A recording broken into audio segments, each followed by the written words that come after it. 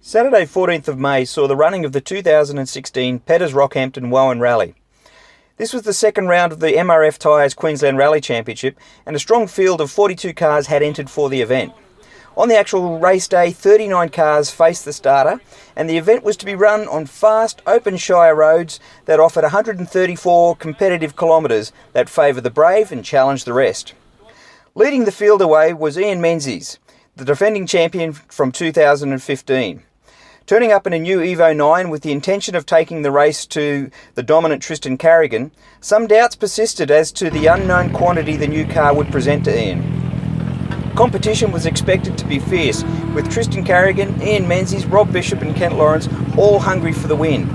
Snapping at their heels were Wayne Menzies, Mario Swart and Sean Gill, ready should any of the top guys falter. How are you, Kent? Very good. Good. Mate, a minute to go before we start the rally. How you feeling? Pretty good. It's been nice and relaxed getting here, so yeah, we'll go out there and have a bit of fun and see what happens. Fantastic. The car's all set? Yeah, absolutely. I mean, it came away from Menanbar pretty good. I mean, we had a few brake issues, but they've all been checked and set up and fixed correctly, so yeah, we'll go out there and see what they do this time. Fantastic. The competition in front of you is looking pretty hot. How do you think you're going to stand? Yeah, they'll make it hard. So hey, we'll just keep pushing on as we always have, and they know we're there, but they know we're hot on the heels. So we'll see where we get to at the end of this one. How are you, Marius? Good, Jen. All set, ready to go? Yeah. What's the car like? No dramas? No dramas at all. Basically like minutes last lap, a bit tidy up, bit clean up, it's a fantastic event. So what's the plan? What's the method of attack? Sit back and see. Pick up the pieces that a few fly off the road? Yeah, we'll see what happens up front. We'll sit and wait it out. Alright, have a great event. Enjoy yourselves. Thanks. Showtime, Wayne. All set? Showtime, mate. Yeah, all set. Yeah.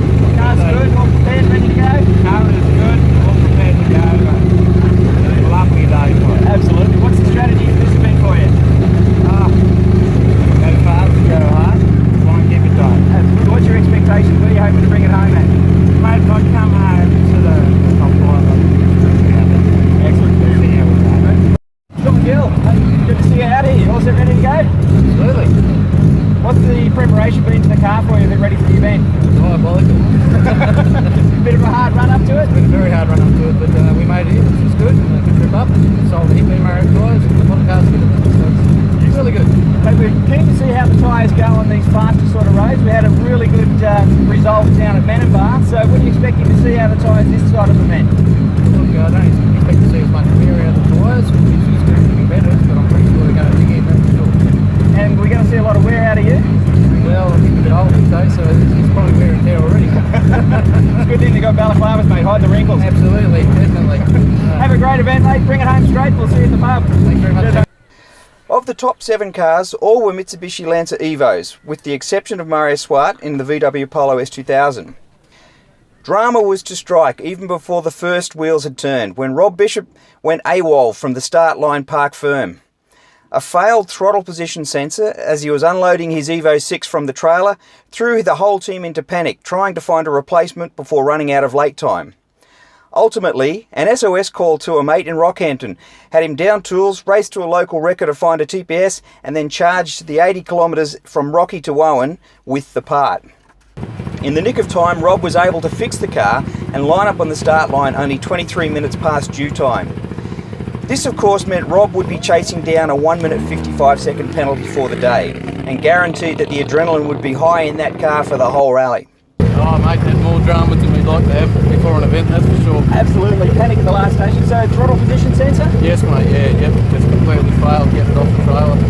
It always happens at the last minute, which is usually a sign of a good sign for the event though, when you get this rubbish out of the way at the start. Yeah, well fingers crossed mate, that's for sure.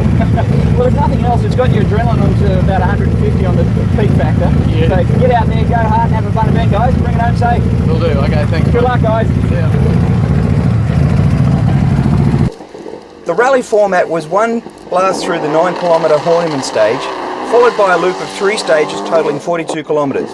and then a quick run around the 1.4 kilometre showground stage. This loop of stages would then be repeated 2 more times to then determine the event's winners. After the first run through the stages, Tristan Carrigan topped the leaderboard at the first service of the day. His time of 25 minutes 23 seconds had him 38 seconds clear of a hard-charging Ian Menzies in second. The first signs of problems were starting to show though, with Ian and a stressed-out service crew trying to battle with a developing power steering problem. Rob Bishop had been swapping times with Ian, ending 2 seconds in front, but the 1 minute 55 second penalty pushed Rob down to 5th place outright. 42 seconds behind Ian, Kent Lawrence was running a measured and cautious rally in 3rd. Marius was next, a further 39 seconds back, then Rob was then in 5th after his penalties were applied. Wayne Menzies and Sean Gill rounded out the top 7, and the spread from 1st to 7th after 51 k's was 2 minutes and 46 seconds. The second run through the stages saw the complexion of the battle for the lead take a dramatic turn, with Ian Menzies succumbing to the failure of the power steering and failing to finish Special Stage 6. This released the pressure on Tristan and moved the focus of the battle to second, where Rob Bishop was pushing hard to overcome his time penalty and close the gap to Kent Lawrence. Sean Gill in 7th also failed to finish this loop, with mechanical dramas ending his rally in the rough and bumpy Stage 7. We've just finished the two of the major loops around the Wowan circuit, so 3 stages done twice now with another 3 stages to go. I'm talking here with Kent Lawrence, and he's currently first on the road. So just Kent, how's it been going for you, mate? Yeah, look, we've had a pretty good day. We haven't had too many dramas, which has been good. So we've sort of mucked around with a few of the diff settings in the car, and we seem to be getting better traction out of it, which is nice. But yeah, the boys up front are still a little way in front of us, so we'll just be the challenger from behind. Okay, we're seeing that Ian Menzies came out of the last service a little bit late, some dramas with power steering by the look of it. Have you got any idea how that's affecting him? Have you seen any of his times or anything? Yeah, look, I mean, I think it's one of those things. I mean, he's obviously got a new car, and he certainly got hold of it pretty quick. But now he's probably got a couple of teething issues that he's got to sort through with power steering and that. But yeah, look, I think it affected him maybe in the last stage before the end of the first loop through, because our times were getting closer to him. So I think he was having a few dramas, and then I think he got it sorted out, and now he's got maybe, I heard, some heating issues or something like that. So probably just some teething stuff going on there. And your car's running like a clock? Yeah, we're not having any dramas. We kind of hit something in that last run. There's a little bit of a crappy piece of road there through the centre that's a bit average, but it's still a bit of fun. But yeah, we think we sort of hit the front left coming over one of the humps or something like that, and there seems to be a bit of a noise there, but it might be just my worriness, you know, a bit of a worry ward. So boys have a look, and I'm sure it'll be fine. It doesn't seem to be affecting us. So the faster stages, how are they? They hanging in together nicely? Yeah, look, I mean, they're fast, right? Like, I mean, I don't think I've ever seen my shift light on in 5th gear so much, and you're sort of going up over little ridges and things like that. But no, the roads are holding together really well. They're not sort of breaking up at all. First run to second run, I don't think I actually noticed any difference. So no, they're holding up well. So one more loop to go through now. Anything you can do to sort of close the gap, do you think? Yeah. You know, the proverbial grower set, I suppose, and just hold her in there. But look, I think the first run through was sort of using a bit of third here and there. Next run through, we didn't use third, we just stayed in 4th. We picked up some time, so I think this time we just got to keep committed, just a little bit faster, right? I mean, they're certainly hanging on the edge up there, those boys, so we'll just keep going. Well, you always know when they're running at that level that there's a chance that one of them's going to slip off the edge, so mate, keep on pushing hard. We look forward to seeing you at the end of the night. Yeah, absolutely. Thanks, Jared, and we hope nobody slips off. The leaderboard at the second service had Tristan clear in front on 46 minutes and 10 seconds. He was holding a comfortable 2.5 minute lead to Kent Lawrence. The hard-charging Rob Bishop had now leapt from 5th place to 3rd and brought the gap down to just 41 seconds. Marius was enjoying a steady and hassle-free rally in 4th, with the S2000 Polo sounding amazing as it accelerated up the long straights of the stages. Wayne Menzies completed the top group a further minute back. The bumpy Bundy stage also created significant dramas for Wayne, with a bent rear control arm found at the second service. Now the game was on for Rob Bishop, with only 3 stages to close the 40-odd second gap to Kent. The approaching dust and the dusty surface of the showground stage meant that the final showground stage was cancelled for safety reasons.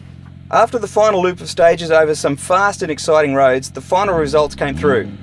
Wayne Menzies ultimately failed to finish that loop of stages with the damage of the trailing arm, meaning that he had to stop on the final transport back to the showgrounds. Tristan again showed himself to be the class of the field as he brought the Evo home with a clear first-rate position. The gap to second place after the 134 Ks was 3 minutes and 35 seconds. A superbly measured drive showing the form that won him the Queensland Championship in 2006.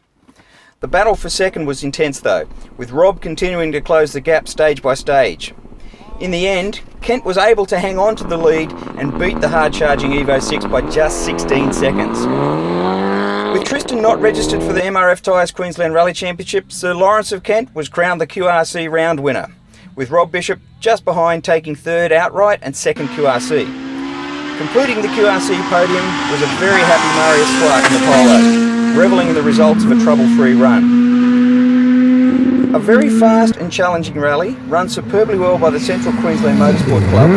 It provided a brilliant battle and a few twists in the MRF Tyres Queensland Rally Championship point score. The DNF by Ian Menzies has really jumbled up the leaderboard, creating a whole lot of spice for the next round of the MRF Tyres Championship. This will be held as a 2-day endurance rally in June at the International Rally of Queensland at Imbil. Don't miss this one, folks, it's going to be a beauty.